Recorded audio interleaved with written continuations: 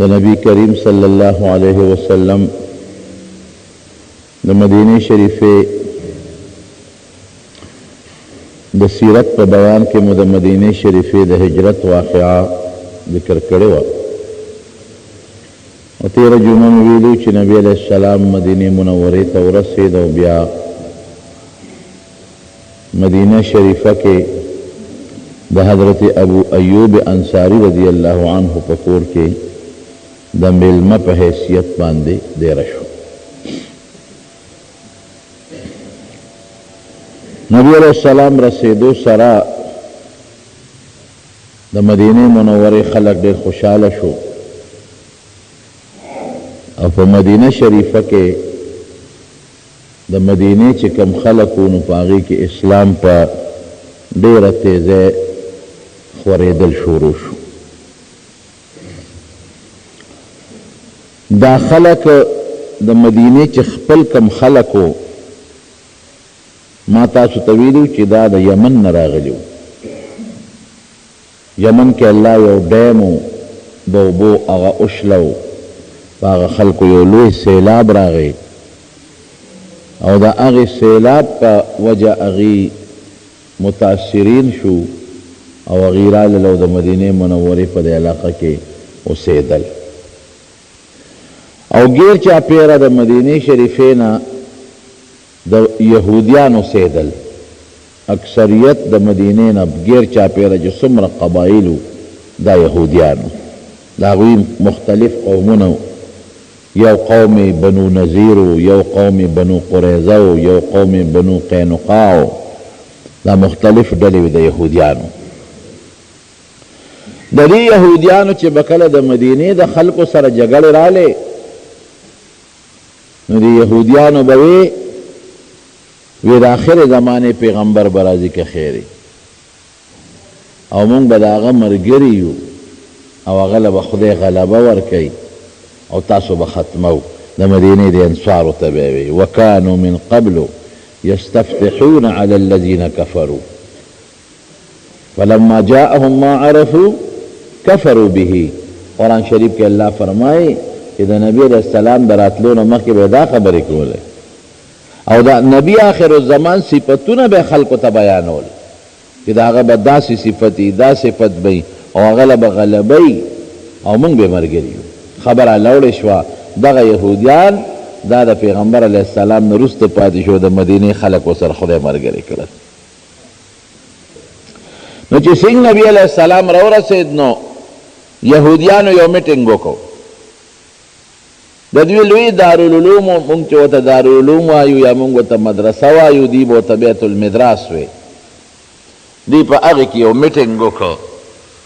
ځکه پیغمبر علیه السلام یې ولیده د هغه د صفتونو نه خبر شو او په دې بیت المدراس کې د دوی لوی لوی د یهودیانو عالمان او مشران ناستو. په دې خبره میټینګ و چېرې د پیغمبر علیه السلام متعلق چې دی واقعي هغه نبي آخر الزمان دی او که نه دی. چې کوم لوی عالمان هغې وی داسې کار دی چې دا هم هغه د آخر زمانې پیغمبر دی. مونږ سره چې زمونږ په کتابونو کې د آخر زمانې د پیغمبر کوم صفتونه لیکلي دي نا ټول په ده کې شته. راځئ چې غونډې ملګري شو او په ده باندې ایمان راوړو. لیکن کم چې د قوم مشرانو د مولیانو او د راهبانو د هغوی د هغه مذهبي مشرانو خدا رایوه چې ټول به مسلمانان شو ملګري به شو خو چې کمې د قوم مشرانو هغې وی چې دا خو زمونږ نه مشري ځي مونږ خو د هر یو قوم خپل خپل مشران یو او که مونږ د دې پیغمبر تابع شو نو زمونږ لړه مشري ختمه شوه. مشري خو بیا خوا منتقل شوه نو هغې انتشار وکړو وی نه ګورې پام کوئ د دې میټینګ دا خبرې چې د دې دروازې نه بار د نه ونه ځي بیا به خلک خبر شي چې دا واقعي نبي آخر الزمان دی ګوره ټول به مسلمانان شي. یاسر ابن اخطب دا د حویی ابن اخطب رورو. حویی ابن اخطب دا د یهودیانو د یو قبیلې لوی مشر و. هغه یاسر ابن اخطب چې څنګه راغی او د پیغمبر علیه السلام سره خبرې اترې وکړې او د نبی علیه السلام شکل مبارک یې ولید نو پوه شو. پیغمبر علیه السلام ورته وایي یاسره ستا په کتابونو کې چې د آخر زمانې د پیغمبر کوم صفتونه دي رښتیا ووایه په ما کې شته او که نه شته وی او شته وی بیا ولې زما ملګري کېږې نه ایمان ولې نه راوړې وی لږ ما ته صبر وکړه د خپل قوم سره مشوره کوم دې لاړ خپل قوم یې راغونډ کړ او دا مشر ورور چې حویی ابن اخطب دا د قوم مشر و هغه وی پام کوه ګورې یاسره که ته د ملګري شوې قوم ټول د ملګري کېږي زموږ حیثیت ختم شو پام کوه ګورې ایبه نه یو بل یهودي راغی نبی علیہ السلام سره کېناسته او دا هغه وخت چې پیغمبر علیہ السلام د سوره یوسف تلاوت کاو نو دته دا تلاوت د سوره یوسف اورېده نو چې تلاوت نبی علیہ السلام ختم کړو دا یهودي ته تپوس وکړ وی تا چې د یوسف دا خبره وکړه وی دا یوسف څوک هغه ته پته وه وی دا زما یو ورور تیر شوی دی او پیغمبر وی تا ته دا خبر چا درکړه د یوسف وی دا ما ته زما الله دا خبر راکړه وی ښه وی یو څو تپوسونه د نبی علیہ السلام نو کو خدای مسلمان کړ چې واپس لال خپل قوم یې ټول راغونډ کړ قوم ته وی راشه دا کومې آخر زمانې د پیغمبر چې موږ پته مو چې نبی آخر الزمان به راځي راغلی دی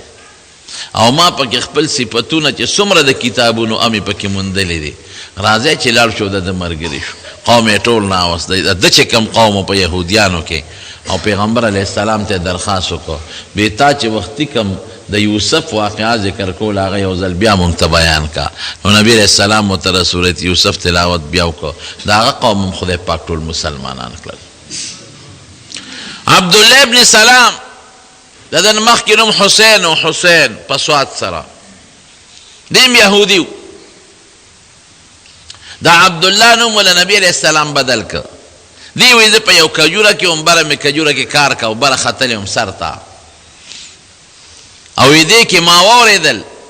چې د آخر زمانې پیغمبر راغی او مدینه شریفې ته هجرت وکړ وی دا خبره مې واورېده وی زما یو ترور و د هغې نوم خالده او خالده بنت حارث وی چې ما دا واورېدل چې نبی آخر الزمان مدینې ته هجرت وکړو وی زه دومره خوشحاله شوم چې قریب هم چې د خوشحالۍ نه د کجورې د هغه بوټي نه لاندې را پرېوتې وې او وی ډېر زیات خوشحاله شوم او بار بار به مې د نبي آخر الزمان ذکر کاو وی زما ترور و خالدې نوم و د حارث لور وی ما ته آواز راکړ چې حسینه نوم خو یې مخکې حسین و حسینه ده خو دومره خوشحاله لکه چې موسی علیه السلام دې لیدلي ځکه د دې پیغمبر موسی علیه السلام و د موسی علیہ السلام د لیدون هم زیات خوشحاله وی ما وی که دا الک امغی چې کم د آخر زمانه پیغمبر دی نو ترور رښتیا دی وی قسم دی چې د موسی علیہ السلام په ملاقات به دومره خوشحاله نوم لکه د په ملاقات چې څومره خوشحاله وی چې رالم نبی علیہ السلام سره مخامخ کېناستم وی لومبي چې مې د دې مخ ته وکتل نو ما ده وی چې ان وجهک لیس بوجه کذاب ستا دا مخ د دروغجن سړي مخ نه دی خوی ما ورته وی چې صاحب یو درخواست ته کوم بس فوراً مې کلمه وی مسلمان شم او حضور پاک نه چې مې لومبی کومې خبرې واورېدې نه مې ته دا واورېد چې یا ایها الناس ای خلکو اطعموا الطعام خلکو له ډوډۍ ورکې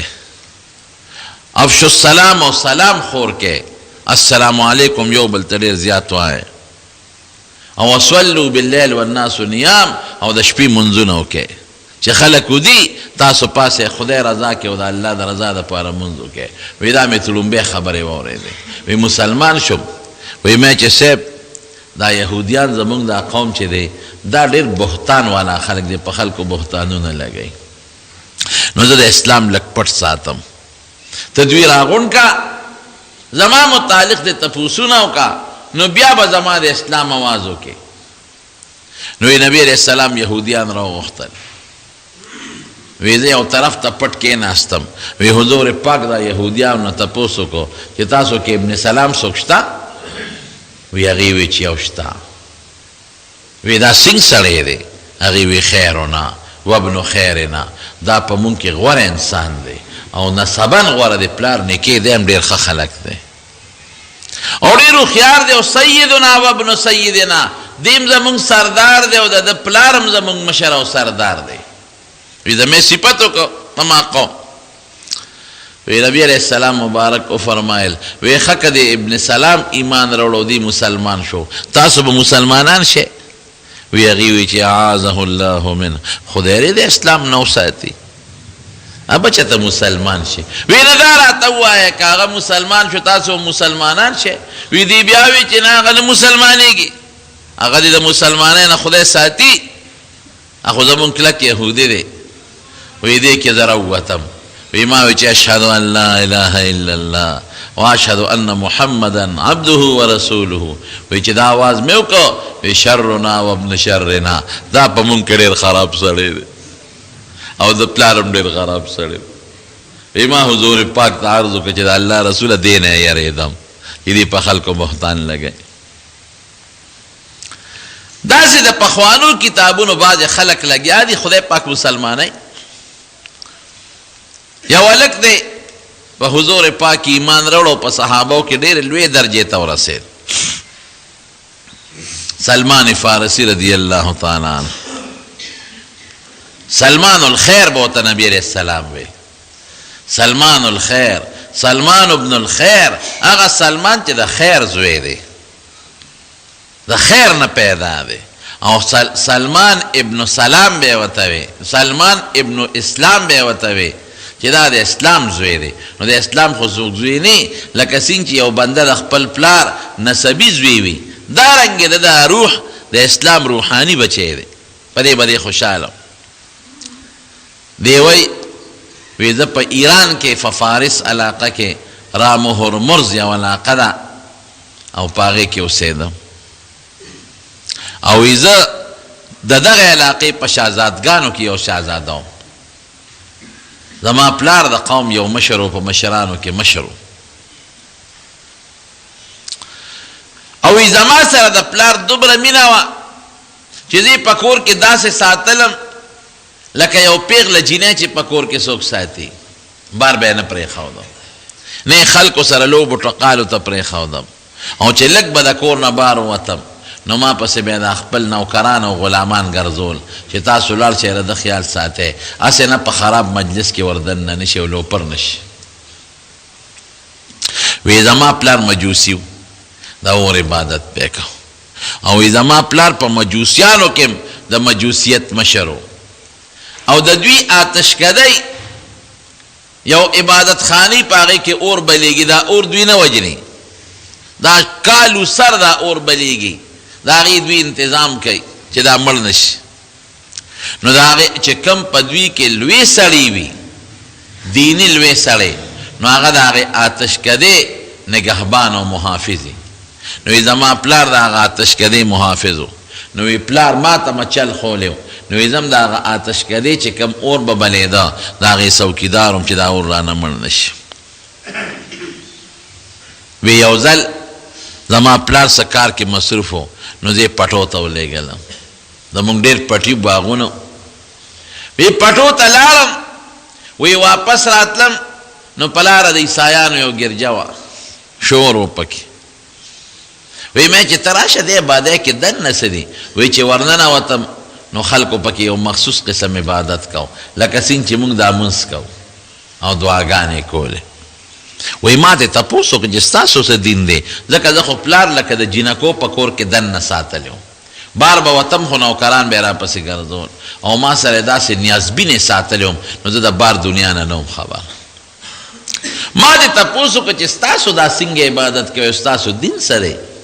وی ما ته وی چې زمونږ دین عیسایت دی، مونږ د عیسی علیه السلام تابعدار یو، زمونږ پیغمبر دی او په هغه زمونږ ایمان دی. وی مې چې زه خو مونږ خو د اور عبادت کوو، زما پلار د اور چې کم عبادت خانه راتشکده د هغې مشر دی، او د هغه نه پس زه د هغې نګهباني کوم. وی چې ګوره خدای له شریک نشته، اور خو د خدای مخلوق دی، د اور ولې عبادت کوئ، د الله ولې عبادت نه کوئ؟ وی د هغې عیسایانو خبرو را باندې اثر وکړه.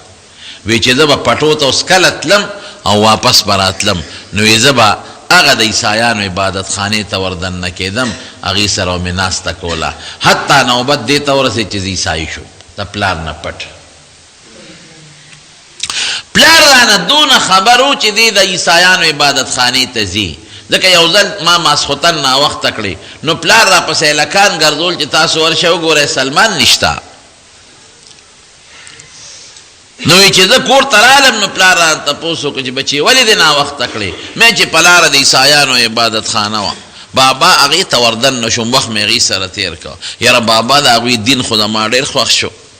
هغې خو د یو خدای عبادت د هغه سوچه عیسایانو لا پکې دا ګمراهي نه وراغلې هغې خو د یو خدای عبادت کوي او دا د اور عبادت خو واقعي د خدای مخلوق دی نو د اور عبادت ولې کوو موږ د دې اور د رب عبادت ولې ونه کوو پلار مې راته غوسه شو یو څپېړی ووالم چې که بیا د عبادت خانې ته لاړې ښه به ني زموږ دا د پلار نیکه دین دی دا به نه پرېږدی وی بهر کې د پلار نه پټ عیسائی شم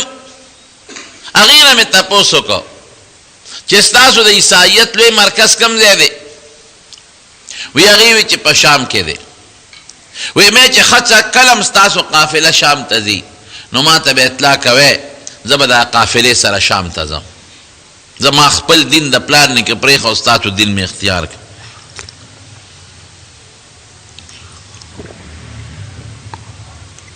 الحمدلله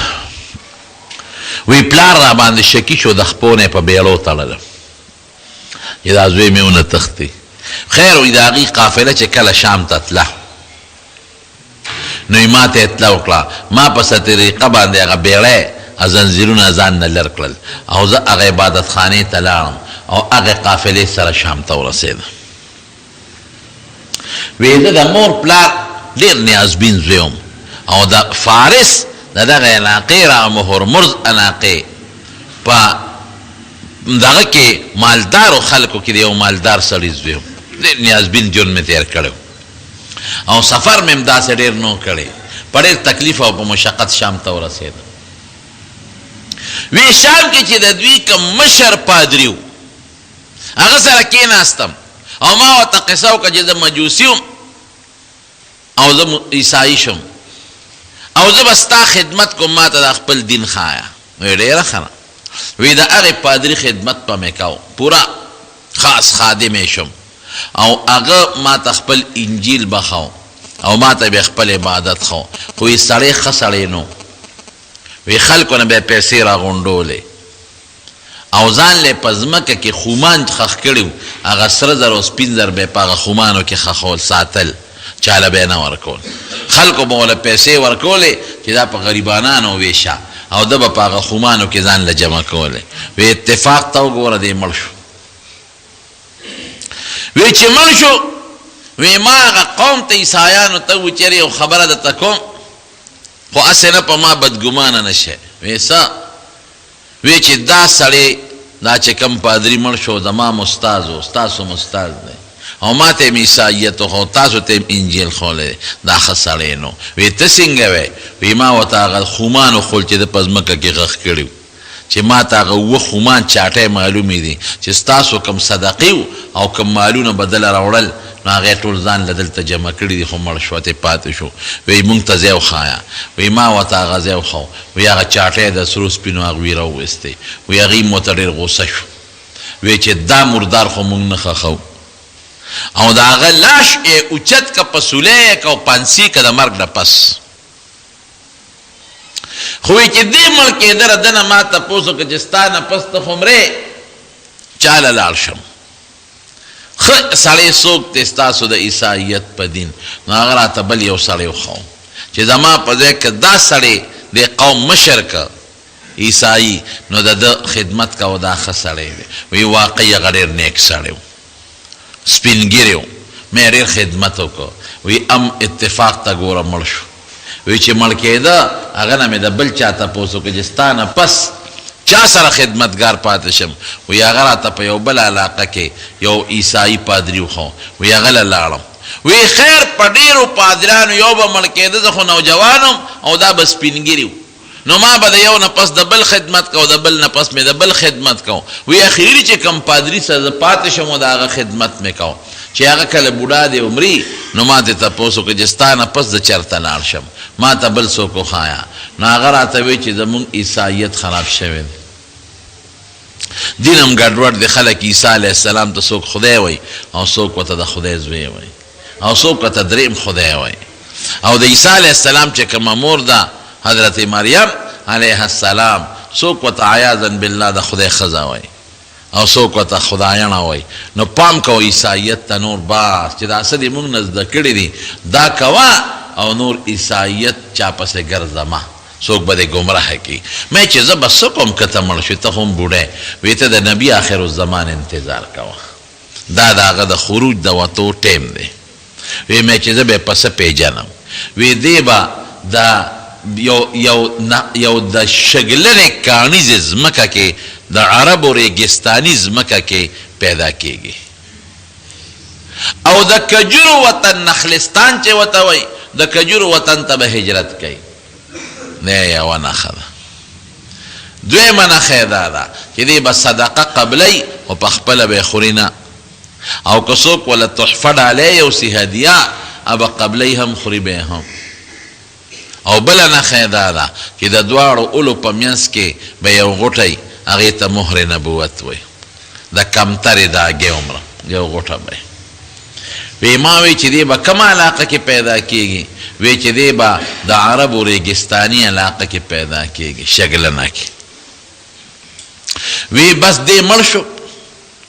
او ما په دې زمانه کې ځان له څه ګډې چیلې غواګانې دا واغوستې. وی دا مې واورېدل چې په مکه مکرمه کې یو سړي د پیغمبرۍ دعوه کړې ده.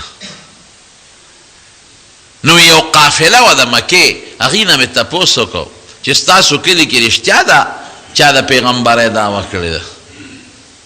وی راته وی چې او مې چې ستاسو علاقه څنګه ده؟ وی د عربو یو شګلنه ریګستاني د غرونو علاقه ده. وی مې چېرې ځم او ممکن ده که دا نورې نښې په دې سړي کې وي نو همدا د نبي آخر الزمان دی او په ده به ایمان راوړم. وی ما هغې ته وی چې ما به ځان سره مکې ته بوځئ؟ وی بلکل به دې بوځو. نو پیاده قافلې ورسره روان شو. وی چې د هغه وطن نه وویستم او څه نیمې لارې مزل مې وکړو نو هغې ظالمانو زما نه هغه ګډې چیلې غواګانې ټولې واغېستې او زه خپل غلام کړم چې دا زمونږ غلام دی او په یو بازار کې خرڅ کړم. زه یو مړی په جاړه شم چې خدایه دا ما سره څه شو؟ اوس خو پردی غلام یم او غلام خو د خپل مالک د اجازت نه بغیر قدم نشي اخیستی. زه بس د نبي آخر الزمان په تکل کې راوتې موس هغه ته به څنګه رسم چې اصیل سړی وي د چا غلام نی خوار خوا تلی شي. زه خو غلام یم اوس خو تلی نشم د دې مالک نوکر یم دې مال اوس چېته اجازت راکوي او دی وی لسو مالکانو یو په بل خرڅ کړم یو په بل خرڅولم بل په بل خرڅولم بل په بل خرڅولم. لیکن زما وروڼو چې د چا په زړه کې د دین نیکه جذبه وي هغه سره الله مدد کوي الله ورته لارې ښیي. والذین جاهدوا فینا لنهدینهم سبلنا وان الله لمع المحسنین. الله وایي چې څوک زما په دین کې خپل محنت او کوشش کوي د هدایت لارې به ورته زه ښیم لکې رڼاګانې به ورته اچوم او زه به د نیکانو خلکو صحبت او ملګرتیا ته رسوم او نیک به ترې جوړوم. زاده دی هغه هر څه یې پرېښودل نو خدای ورسره مدد وکړو. اخیري یو سړي خرڅ که په یو یهودي هغه یهودي د مدینې منورې خدای مدینې شریفې ته ورسو. وی مدینه شریفه کې او یو باغ و په هغه باغ کې په کجورو کې مې خدمت کوم بلکې وی د کجورې په سر کې په یو بوټي کې ناستو. وی دی کې چې زما کوم مالک و د هغه رور راغی. وی ورته وی چې هلکه د مکې نه یو سړی راغلی دی او په قبا کې ناست دی بنو عمرو بن عوف قبیله کې او د پیغمبرۍ دعوه یې کړې ده او دا وایي چې زه د آخر زمانې پیغمبر یم او د ګوره د مدینې دا قمقل خلک ته ټول تو راتو دی. وی چې دا خبره مې واورېده نو د ماړ یو ټکه وخوړه او دیم وایي چې د مکې نه راغلی دی نو مکه خو ما په نوم یې اورېدلی و چې دا یو ریګستاني علاقه ده دا شګلنه ده او مکه خو هغه کلی دی چې هغه قافلې کې زه ورپسې تلم او مانه غلام جوړ شو یاره دا یو نښه خو معلومه ده چې یو پکې موجوده شوه او چې دې مدینې ته راغی نو مدینه نخلستان د کجورو د باغونو علاقه ده دا دوه نښې خو پکې معلومې شوې وی ډېر خوشحاله شوم د کجورې د بوټي نه په ډېر تیزۍ راکوشم نو ما د هغه چې چا زما مالک ته خبر راوړی هغه نه تپوس وکړو چې ته ما ته دا حالت دوباره ووایه وی چې دا تپوس مې تې وکړو نو ما مالک غوسه شو او یو مضبوطه څپېړی راکړه چې ستا د دې خبرو سره څه دي زه خپل باغ کې خدمت کوه مجبور شم وی بیا مې ته لږې کجورې وغوښتې دا خپل مالک نه چې کار مې خلاص کړه چې لږې کجورې مې په کار دي وی واله وی کجورې مې یو تال کې واچولې او پیغمبر علیه السلام دې وخت کې په قبا کې ناست و وله راله مخکې چې ودرېدم ورته نو ما ورته هغه کجورې مخامخ کېښودې وی مې صاحب دا صدقه ده وی ما ته وفرمایل چې ښه کېده مونږ پیغمبران صدقه خورو نه او صحابو ته وی تاسو وخورئ نبی علیہ السلام باندې او د هغه په آل باندې صدقه خوړل منو ولې منو ډېرې وجې دي یو وجه دا و چې خلکو له به د صدقو ترغیب ورکاو چې خدای مو بخه صدقې وکړې صدقې وکړې نو که دا صدقې په خپله هم خوړله نو بیا به پې خلکو الزام لګو چې دا جوړ ځان له غواړي نو خدای پې بنده کړی او نور وجوهات یې د علمي دین عادته نه وی او ډالۍ تحفه به یې خوړه ډالۍ او صدقه کې فرق دی صدقه هغه شی دی چې څوک یې د خدای د رضا دپاره ورکوي او هدیه ډالۍ تحفه هغې ته وایي چې یو انسان پې خوشحاله صدقه کې د انسان خوشحالي په دویم نمبر کې لومبي نمبر کې د الله خوشحالي غرضي او په تحفه ډالۍ کې لومبي د انسان خوشحالي مقصدي دویم نمبر د خدای خوشحالي مقصدي بل صدقه چې څوک چاله ورکوي د ده په سوچ کې چې دا چاله ورکوي دا ورته لږ کم ښکارېږي او په ډالۍ تحفه خلک چې چاله ورکوي او ورته خپل ځان نه اوچت ښکاري دی فرق دی اوس هم خلک وایي دا صدقه خیرات دی او دا تحفه او ډالۍ او هدیه چاله وړو نو یې چې صاحب دا صدقه ده وی کېنه وی صحابه وله یې ورکړه چې تاسو وخورئ او زه خو یې نه خورم وی چې ځکه خیري بله نښه هم پکې موجوده شو بیا مې لاړم د مالک نه لږې کجورې وغوښتې چې مال یو څو کجورې ده وی کجورې راکړې بیا مې په یو تال کې واچولې او وی نبي علیه السلام له مې یوړې مې چې صاحب دا مې دله تحفه ډالۍ راوړه هدیه چې څه ته وایي وی کېده مو به خورو وی په خپله یې هم ته وخوړی او په ملګرو یې مو خوړی وی مې چې دا څو نښې خو پکې ښکاره شوه لومبۍ نښه څه وه چې د شګلنه د عرب ریګستاني علاقه کې پیدا شوی دی ام ټیک ده دویمه نښه څه ده چې د کجورو وطن ته هجرت وکړه دا هم ټیک شوه درېیمه څه ده صدقه به خوري نه قبلۍ به ملګرو له به ورکوي هم ټیک شوه څلورمه څه شوه چې تحفه او ډالۍ به خوري هغه یې مو خوړله اوس بله نښه ګورم چې د دواړو اولو په منځ کې مهر نبوت دی د دواړو اولو په منځ کې اوس شاته تاویږم شاته ګورم چې که دا صادر مبارک یې لږ کته شو چې دا اندازه ولګوم خو هغه په وجود کې پټی وی د دواړو جهانو مبارک سردار را باندې پیش شو وی چې پیش شو وی زر یې صادر مبارک کته کو ما ته اشاره وکړه وی زه ور نږدې شم وی د ډېر نږدې نه مې هغه مهر نبوت ومې لید او ښکل مې کړ او ډېر مې وجړل چې د الله رسوله ستا په طلب کې او ستا په موندلو کې او په جستجو کې ما باندې ډېر تکلیفونه تیر شو زه اصیل یم غلام نیم خو زه دقه ټوله قصه مې ورته وکړه دا سلمان فارسي حضرت ابن عباس رضی الله عنه ته دا خپله قصه کوي وی ابن عباسه وی دا خپله ټوله قصه مې نبي کریم صلی الله علیه وسلم ته مې چې د الله رسول اوس د پلانکي یهودي غلام یم اوس به څه کوم دا د حضور پاک د دواړو په منځ کې یو غوټه وه د کمترې عموما په عامو حالاتو کې به د کمترې دا ګۍ عمره وه یا د زر کې د کمترې ګۍ عمرې په دې به وه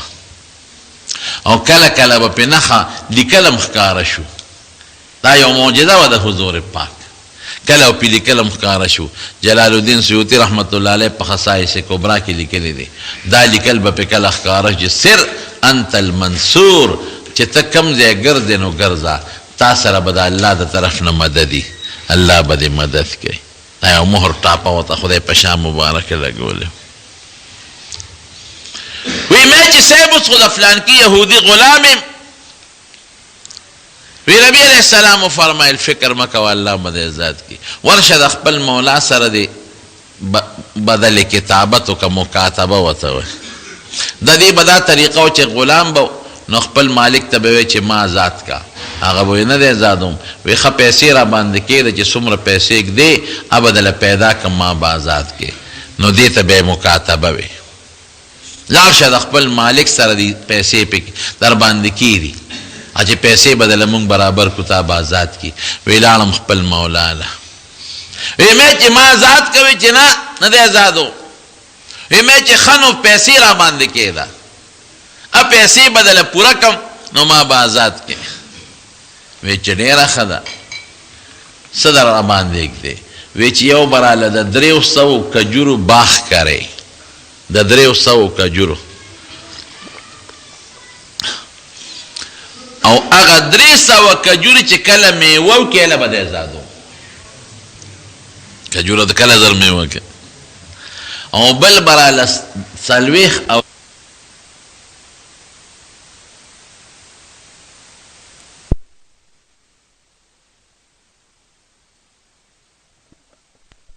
بانه وکړو ازادېدل مې ګران شو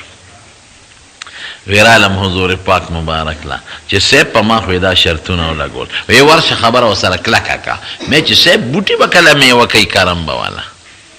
او دا دومره سره در ما سره کم دی وی ته لړ شه الله به دې بندوبست کوي خبره ورسره وکړه وی لاړم مولا سره مې خبره کلکه کړه وی هغه را پورې وخندی وی سلمانه ورشه ځای ته معلوم کا چې باغ کم ځای کرل غواړي او کم نمونه بوټي کرل غواړي ځکه د کجورو مختلف قسمونه وی مولا راته ځای وښو چې دلته راله باغ وکړه وی سوړې وباسه وی لاړم وی 300 سوړې مې پکې وویستې د مولا په خوښه وی حضور پاک عربو کې د کجورو بوټي خلک نال کوي وی نبی علیہ السلام د انصارو د مدینې ته وی چې بوټي راوړی د دې چې کومه کجوره غواړي وی چا 10 بوټي راکړل چا 20 چا 30 بهر کیف هغه بوټي مې راوړل وی نبی علیہ السلام مبارک راغی او په خپلو لاسونو مبارک وی هغه بوټي پکې ښخ کړل خاورم پکې واچولې وی قدرت الهی ته ګوره په دغه کال کې دنه هغې میوه وکړه صرف 2 بوټي پاتې شو 2 بوټو میوه ونه کړه او باقي ټولو میوه وکړه چې نبی علیہ السلام ته مې الوی چې صاحب 2 بوټو میوه ونه کړه چې راغی حضور پاک وی دا ولې وی حضرت عمر فاروق ورته وی چې صاحب دا پکې ما ایښودي وو دا ما کرلی وی هغې لرې کړل او د هغې په ځای نور 2 بوټي کېښودل هغه نور چې کوم کېښودل هغې هم د هغې بوټو سره یو شان میوه وکړه دا شرط هم پوره شو وی بیا هغه دویم شرط نبی علیہ السلام له چا سره در رالیږلي و داسې یو غونډاری وی ما پسې سړی ګرځو چې ورشه سلمان پسې وی زه ورته رالم وی چې رالم وی ما ته وفرمایل چې سلمانه ها دا سره در 100 خپل مالک ته دې وزن کا مې چې صاحب دا خو لږ دي د هغه خو په ما ډېر شی کېږي وی ده ته دا یو څه الله به د سره مدد وکړي ګوره هر څیز کې پیغمبر د الله نه مدد غواړي او دا د مسلمان نښم ده ګورې هر کار کې به د الله نه مدد غواړي دا چې موږ د هر کار په سر کې وایو چې بسم الله الرحمن الرحیم دا د الله نه مدد غوښتل دی چې هغه الله چې نهایت مهربان او ډېر زیات رحم کوونکی دی دا هغې الله په نوم مدد غواړم هر کار کې د الله نه مدد غواړي وی زه لاړ شه الله به د سره مدد وکړي وی لاړم مولا ته مې چې راشه هغه سره در مې دله راوړی دي وی چې تلی کېښود او پکې وزن کړل وی چې په میسو نه ایښي او مکم راوختل یو پوټی کم نو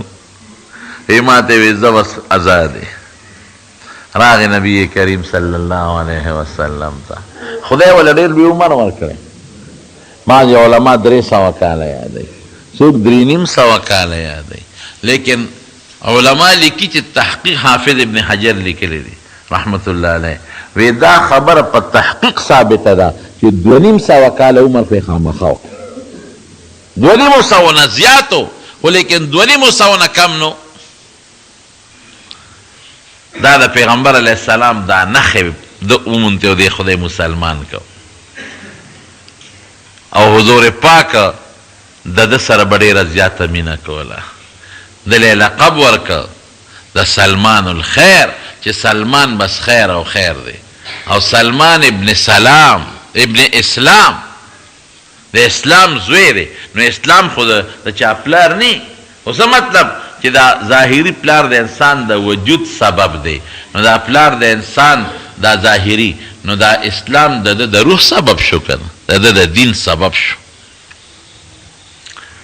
نو دا په دې فخر کو چې ما چا به ورته وي ته څوک یې ده به ورته وي د سلمان الخیر یم زه سلمان ابن اسلام یم په دې به د فخر کو او یو موقع کې نبی علیه السلام د صحابه کرامو نه یو پوټې غوندې خفه شوی و نو وی فرمایل وان تتولوا یستبدل قوما غیرکم ثم لا یکونوا امثالکم وی ګورې که تاسو ما ته شا کړه نو خدای به ستاسو په ځای یو بل قوم ستاسو په ځای راولي تاسو به خدای هلاک کي ختم بم کي ستاسو په ځای به یو بل قوم راشي او لا یکونوا امثالکم ستاسو په شان بني ستاسو نه بهتر به نو صحابه زر د نبی علیه السلام نه تپوس وکړو وی صاحب هغه بل قوم چې خدای زمونږ په ځای راولي او زمونږ نه بهتر یې به څوک نو حضور پاک د سلمان فارسي په لاس شا لاس کېښود وی دی او د قوم به او یو موقع کې فرمایلی وی که چېرته دا دین ثریا ستوري ته ورسېږي لو کان الدین بالثریا لناله رجال من فارس وی که دا دین د ثریا ستوري ته ورسېږي نو د فارس خلک به یې راکوز کړي او غزوه خندق چې کله نبی علیه السلام ته پیښ شو چې د مکې 10,000 خلک راغلل او په مدینې حمله وکړه نو صحابو سره ظاهري طاقت نو ده وله د خندق مشوره ورکړې وه چې تاسو یو خندق وکنوئ نو نبی علیه السلام د ده په مشوره خندق وکنیس نو خدای د مدینې او د منیرې د خلکو حفاظت وکړه داسې بعضې نور خلک وو هغه هم خدای پاک مسلمانان کړل یو یهودي راغی نبی کریم صلی الله علیه وسلم ته کېناست حضور پاک ته تپوس وکړو وی ای یهودي وی ستا د په الله په ذات قسمي رښتیا ووایه چې د پیغمبر رښتونی مو کنې تا خو تورات کتلی دی او پخوانی کتابونه دې م کتلی دي زه ستا د الله په ذات قسمي رښتیا ووایه وی قسم دې راکوي او وی ښه چې قسم دې راکه نو زما د الله په ذات قسمي والله زه د الله په ذات قسم چې انک لنبی مرسل حق ته د خدای رښتونی پیغمبر چې قسم دې راکه نو د خدای رښتونی پیغمبر نو بیا دا خلک ولې نه مسلمانېږي په ما ایمان نه راوړي وی انهم لیعرفون انک حق انک نبی حق وی دی ته پته ده چې ته رښتونی پیغمبر یې ولکن یحسدونک تا سره حسد کوي دوی ځکه ایمان نه راوړي نور دوی ټولو ته پته ده ځکه د عبدالله ابن سلام رضی الله عنه نه یو ځل چا تپوس وکړو وی قرآن شریف کې راځي د یهودیانو متعلق چې یعرفونه کما یعرفون ابناءهم چې دی د آخرې زمانې دا پیغمبر داسې پیژني لکه خپل زوی چې سړی پیژني چې دا مې زوی دی دا ټیک ده نو عبدالله ابن سلام ورته زه وی نه د دې دا خو ټیک خبره ده دروغ نه ده د الله خبره لیکن زمونږ بیا هم په خپلو بچو کې د چا هم شک خو وي که نه چې ته ښځې مې چې تا چا سره ګناه نه کړی او دا بچی ظاهر کې خو ما ته یادی چې ستا نه پیدا دی خو د بل چا نه پیدا نه نو په بچو کې خو دا نمونه لږ لږ شک راځي او قسم دی که په حضور پاک کې زمونږ دا شک هم شته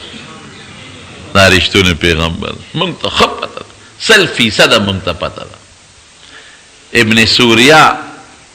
دا یو لوی یهودي و یو وخت کې په یهودو کې یو سړي او ښځې زنا وکړه نو راغلل پیغمبر علیه السلام نو ته زمونږ فیصله وکړه د هغې په دې کې یو خپل غرض و غرض یې ده چې نبی علیه السلام زمونږ په حق کې فیصله کوي نو مونږ ته به وایي چې خپل کتاب راوړئ مونږ به خپل کتاب یوسو نو خو زمونږ په کتاب نه پیږي نو مونږ به ورته څه غلط شی وښایو نو لږه سزا به راکړي نو راغلل نبی علیه السلام له حضور پاک ورته فرمایل وی په خپل دین دله فیصله وکم که ستاسو په دین وی نه زمونږ په دین وکړه وی ښه ورشئ تورات راوړئ نو تورات یې پرې راوړه نو چې تورات یې پرې څنګه راوړه نو هغې هغه د سنګسارېدو چې کوم آیت و هغه یې پکې پټ کړ د هغې نه مخکې وروسته یې وی هغه یې پکې نه وی نبی علیه السلام ورته وی ستاسو په دین کې په تورات کې د زناکار سړي او د ښځې څه سزا ده وی زمونږ په دین کې د زناکار سړي او ښځې دا سزا ده چې مونږ یې لږ رسوا کړو مخ وله تور کړو خلکو کې وشرمو دی سزا ده وی دروغ هم راته وویل ورشئ راوړئ تورات اوس چې پته ولګي چې رښتیا وایه که دروغ نو چې تورات یې پرې وی نبي علیه السلام ورته زما ته پته ده چې ستاسو په کتاب کې د سنګسارېدو سزا ده د سړي او د ښځې لپاره زناکار وی نه صاحب مونږ وله مخ تور او دا دي پکې وی ورشئ راوړئ تورات یې پرې راوړه نو چې راویړه نو دوی به مخکې وروستو آیاتونه وی او هغه د رجم د سنګسارېدو هغه یې پکې نه وی نو عبدالله ابن سلام هغه ملا صاحب ته وله ووي د لاس اوچت کړه د آیات نه چې لاس وکړي دا څه شی نو هغه یې پرېولوس نو په هغې کې سنګسارېدو آیاتو حضور پاک ورته ما درته نه وي چې ستاسو کتاب کې د سنګسارېدو حکم وی یو شته پکې وی ولې دې دا پټاو تا ته چې ما ووي وی دې مشرانو راته ووي چې دا پکې پټ کړه نو دا یهودیانو د مدینې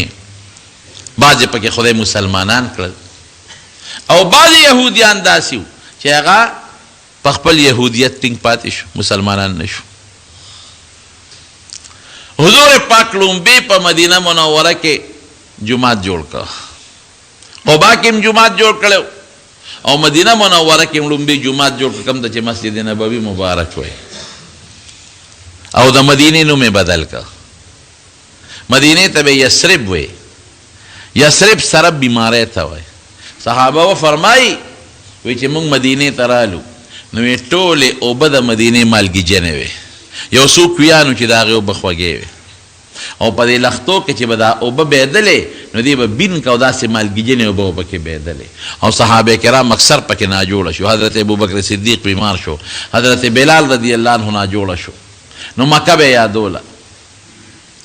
او بلال خو به د مکې خلکو ته خیرې کولې وی خدای ابو جهل او عتبه او شیبه هلاک کې خدای مونږ یې د خشته ښکلې ځمکې نه راوویستو او د وبا ځمکې له یې راوشړلو نو نبی علیه السلام د الله نه دعا وکړه وی خدایه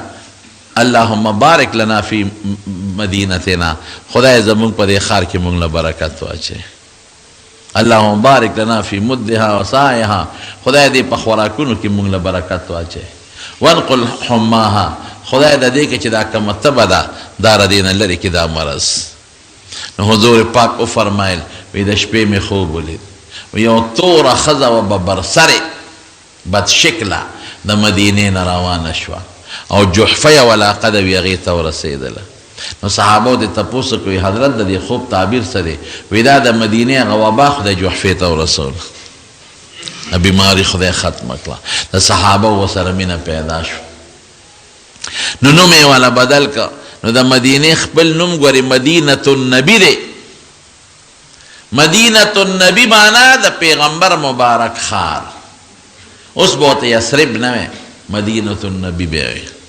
او یو خشته ښکلي جومات پکې نبی علیه السلام جوړ کړ دا چې کوم ځای کې جومات جوړ کړی دی دا د سهیل او سهل دو یتیمانانو د هغوی ځمکه وه نبی علیه السلام وفرمایل دلته یو جومات جوړو وی دا ځمکه د چا ده وی دا یو دو یتیمانان دي د هغوی ترې راوغوښته وی دا ځمکه را باندې خرڅه کړئ ثامنوني بحایتکم وی دا را باندې خرڅه کړئ هغې وی لا نطلب ثمنه الا الی الله وی دا موږ د خدای نه دې پیسې غواړو تا نه یې نه غواړو دا موږ خیراتي جومات له ورکوو نبی علیه السلام ورته وی نه دا ماشومان یتیمانان دي پیسې دوی له ورکوو بل ځای به پې دوی له ځمکه والی نو حضرت ابوبکر صدیق رضی الله عنه د خپل ذاتي جیب نه 10 اشرفۍ ورکړی هغه وخت کې دغه قیمت او هغه ځمکه یې په بیه واخیسته نو د کجورو ستنې پکې ودرولې او بره پې د سپر جوړ کړ خټه پې نه وه چې باران به کېده نو سسېده به او ګیر چاپېره چې دې کې کوم بوټي و دا غنې منې وې هغې ته ګیر چاپېره غاړو ته واچولې او که چخخ تې راوړی هغې ته ګیر چاپېره غاړو ته واچولې او چې کومه خاوره وه نو په هغې کې واړه نري نري قطقاڼې واچول دا د حضور پاک مبارک جومات لومبي ځان له 2 کورونه دقلته کې تیار کړل یو صحابي و د هغه د دې جومات نه ګیر چاپېره کورونه حارثه نومې حارث نومې حارث ابن نعمان نو هغه نبی علیہ السلام له 2 کورونه ورکړل نو د پیغمبر علیہ السلام مبارک په دغه وخت کې 2 بیبیانې وې یو واده شوې وه یو کویدن شوې وه واده شوې بیبي حضرت سوده وه د زمعه لور وه سوده رضی الله تعالی عنها یو کور یې هغې له مختص که او بله کویدن کړې بیبي حضرت عایشه صدیقه وه د حضرت ابوبکر صدیق لور وه یو کور یې هغې له مختص که نو د حضرت ابو ایوب انصاری رضی الله عنه د کور نه پیغمبر علیہ السلام بیا د خپل کور ته منتقل شو دا د حضور پاک د مدینې منورې د زندګۍ لومبی باب دی د مدینې خلکو ته به مخکې ابن قیله وې او 2 قوم یو ته به اوس وې بل ته به خزرج وې خدای والا دا نوم بدل که انصار نوم یې ونه کېښود انصار هغه خلق چې د پیغمبر علیہ السلام نصرت یې کړی دی او د پیغمبر علیہ السلام مدد یې کړی دی او د حضور پاک دې خلقو سره دومره مینه وه تاسو ته انشاءالله آینده جمعه کې به د انصارو متعلق لږ بیان وکړم چې هغه مینې تاسو ته پته ولګي چې دې سره د حضور پاک څونه محبت په یو موقع دوی لږ غوندې ګیلمن شو زه به آینده جمعه کې به یې درته وویم نو حضور پاک وفرمایل وی لولا الهجرتو لکنت امرأ من الانصار وی که هجرت نه وی نو وی زه به انصارو کې پیدا وم او وی خلق به زیاتیږي انصار به کمیږي او وی که دوی کې چا غلطي وکړه وی بادشاهانو ته زما دا اډر دی چې د دوی هغه غلطي به معاف کوئ غږ به ورته نه کوئ او که دوی څه ښه کار کوي نو هغې وله ښکلی اجر ورکوئ دا انصار د مدینې منورې دا ډېر بهتر خلق دی د صحابو د مکې د مهاجرین مې دومره مدد کړی دی چې انشاءالله آینده جمعه کې که الله مقرره کړه نو زه به تاسو ته بیان وکړم چې دوی څومره مدد کړی زما وروڼو یو خبره درته کوم زما د دې خبرو د دې واقعاتو بیانولو نه غټ غرض دا دی چې تاسو ته د خپل پیغمبر مبارک شان هم معلوم شي د هغې سیرت هم درته معلوم شي د هغې حالات هم درته معلوم شي او د خپل مبارک پیغمبر د حالاتو نه خبر شي او دویم د هغې د دین دپاره خدمتونه او د صحابو خدمتونه هم درته معلوم شي چې دین له یې څونه قربانۍ ورکړی چې هغسې عمل موږ تاسو